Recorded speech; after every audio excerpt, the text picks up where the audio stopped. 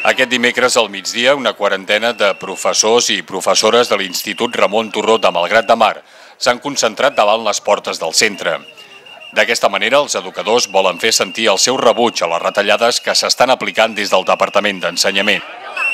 Doncs protestar per les retallades que ja fa uns mesos van començar des del govern central amb una disminució del nostre salari i una congelació del nostre salari actual, que a més està retallant els serveis a la ciutadania.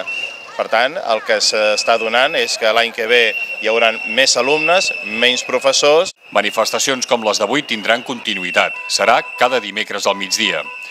A més, de cara al pròxim curs escolar, l'Assemblea de Professors del centre estudia la suspensió d'aquelles activitats educatives que realitzen fora de l'institut, com excursions, tallers, xerrades i espectacles, entre d'altres.